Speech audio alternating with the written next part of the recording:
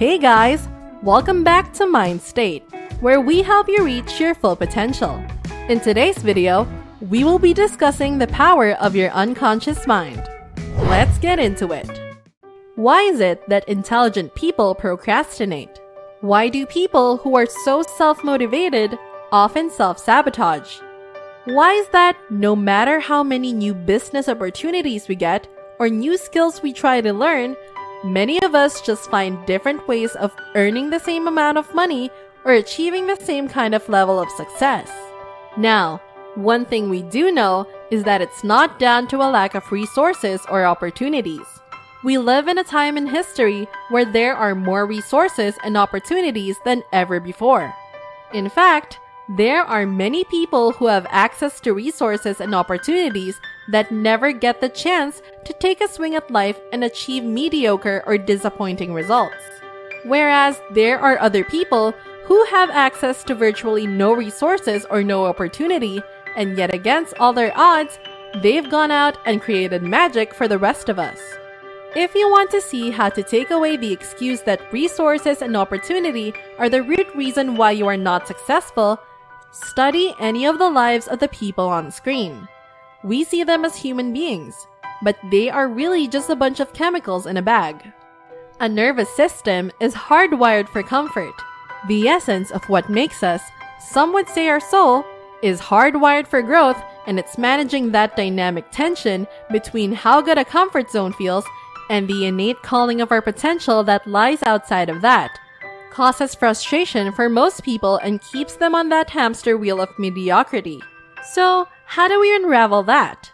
Let's look at the human brain. What separates us from almost all of the animal kingdom is that crowning achievement of human biology, our frontal lobe.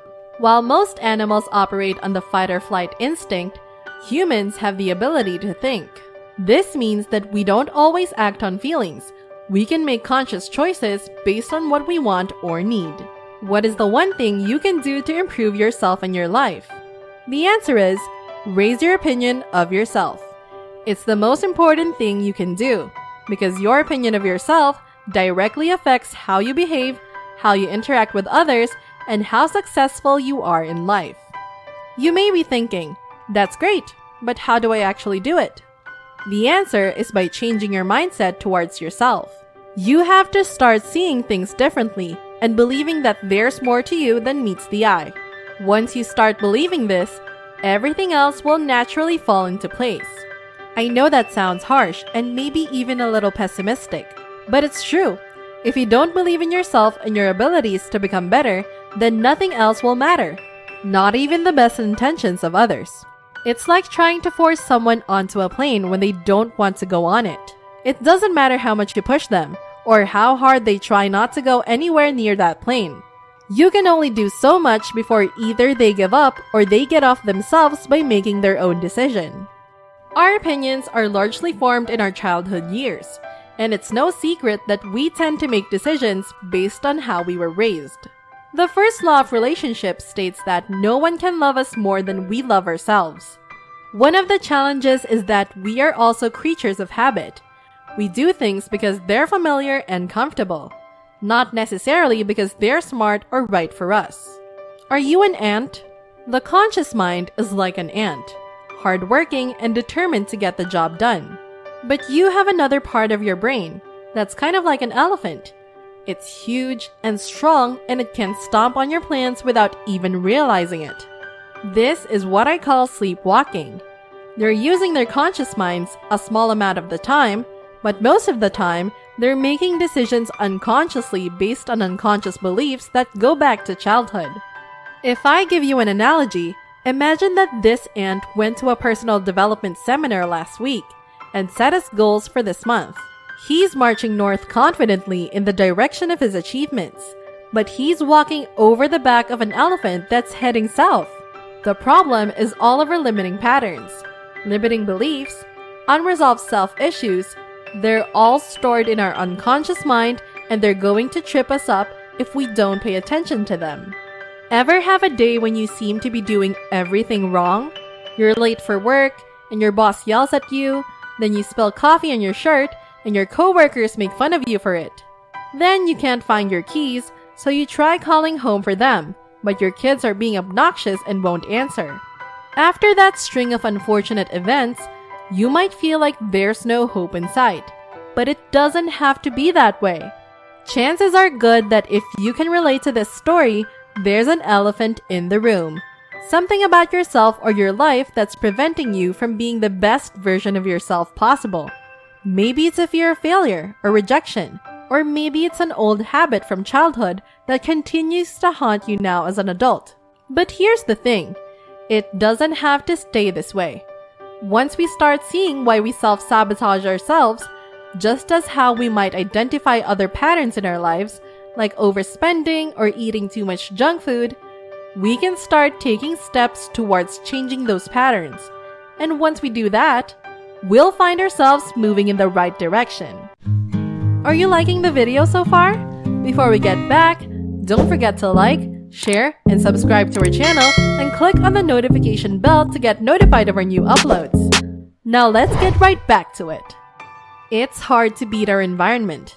Let's say that you're a music fan and you don't like jazz, but this week, your car is broken down, so your good neighbor around the corner that works at the same place has offered to give you a lift. But they'll listen to jazz. Within 3 days, I know what's going to happen.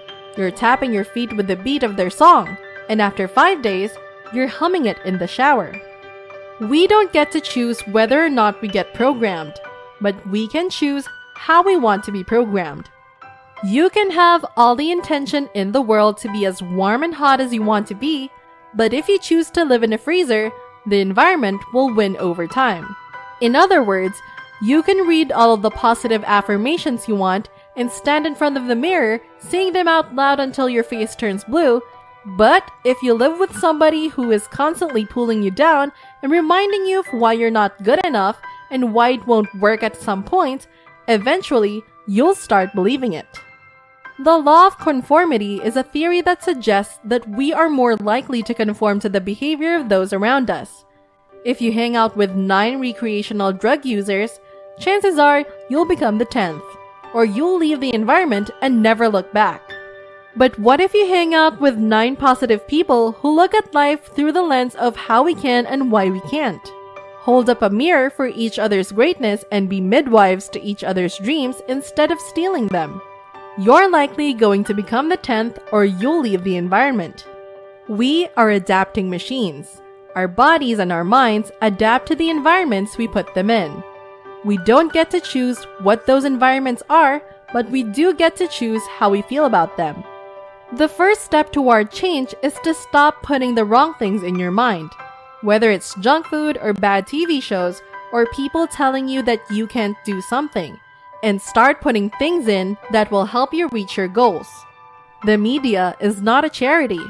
If you want to know what the mainstream media is really about, forget about the news and think about your brain.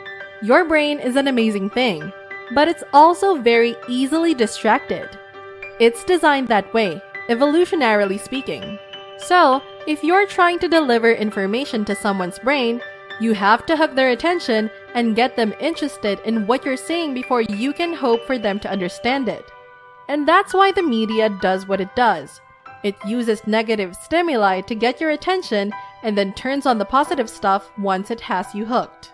Because the amygdala is designed to notice negative things first, for good reason, when something pops up on TV or in a newspaper or in social media, we're naturally drawn toward that as an alert that there might be danger or risk nearby.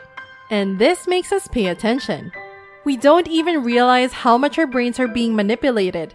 We just assume that this stuff must be important because it grabs our attention so easily.